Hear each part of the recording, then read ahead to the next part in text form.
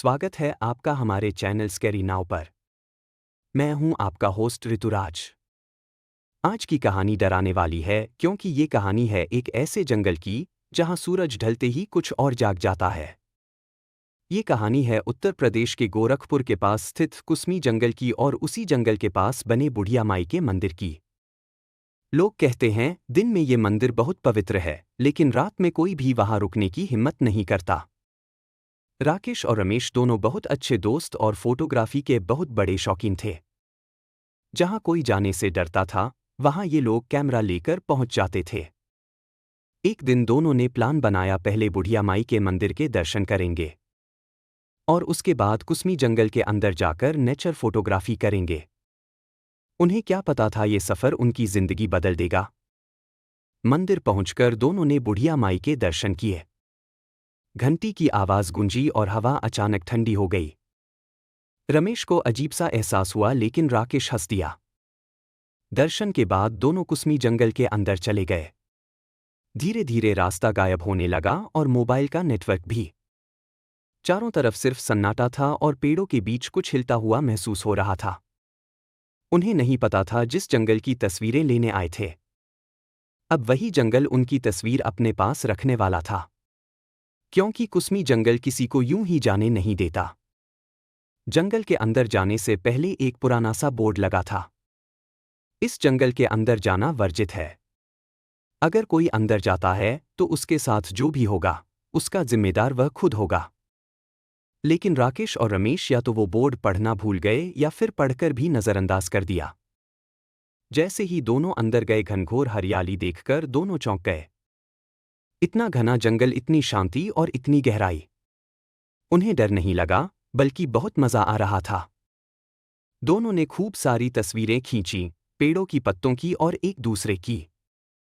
हंसी, बातें और कैमरे की क्लिक क्लिक। जंगल अब उन्हें अपना लगने लगा था। कुछ देर बाद दोनों थक गए।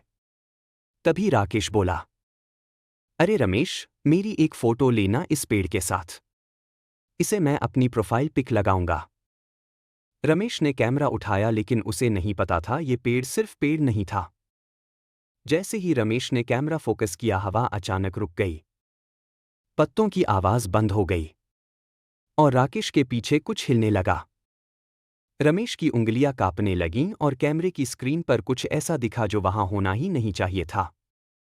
जैसे ही रमेश ने तस्वीर खींची, उसका शरीर सुन्न पड़ गया। कैमरा उसके हाथ से गिर गया और डर के मारे वह वहीं जमीन पर बेहोश हो गया। रमेश को गिरते देख राकेश दौड़कर उसके पास पहुंचा। अरे रमेश, उठ यार, तुझे क्या हो गया? राकेश ने उसे झकझोरा पानी डाला, लेकिन रमेश हिला तक नहीं। तभी राकेश की नजर नीचे पड़े कैमरे पर गई। उसने कांपते हाथों से कैमरा उठाया और फोटो देखने लगा। जैसे ही फोटो खुली, राकेश की सांस रुक गई। राकेश के ठीक पीछे एक सफेद रंग का साया खड़ा था। न चेहरा साफ, न आंखें, बस एक ठंडी सी मौजूदगी। वो साया सीधे कैमरे की तरफ देख रहा था। अगले ही पल राकेश की आंखों के सामने अंधेरा छा गया और वह भी रमेश के पास बेहोश होकर गिर पड़ा। कुसमी जंगल ने आज दो और नाम अपने अंदर कैद कर लिए थे, और वो सफेद साया अब भी वहीं खड़ा था, अगले शिकार का इंतजार करते हुए। अगली सुबह राकेश की आंखें एक अस्पताल में खुली, लेकिन रमेश वहां नहीं था।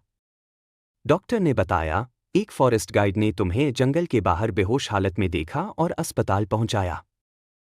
लेकिन रमेश नहीं बच पाया। उसे हार्ट अटैक आया था। राकेश ने पूरी घटना पुलिस को बताई। जांच में वही कैमरा मिला और जब तस्वीर निकाली गई तो पुलिस के भी होश उड़ गए। तस्वीर में वो सफेद साया आज भी साफ दिखाई दे रहा था। जांच में पता चला ये कोई इफेक्ट नहीं था। ये वही आत्मा थी जो सालों से कुसमी जंगल में भटक रही है। कई लोगों ने उसे देखा है और कई लोग आज तक वापस नहीं आए।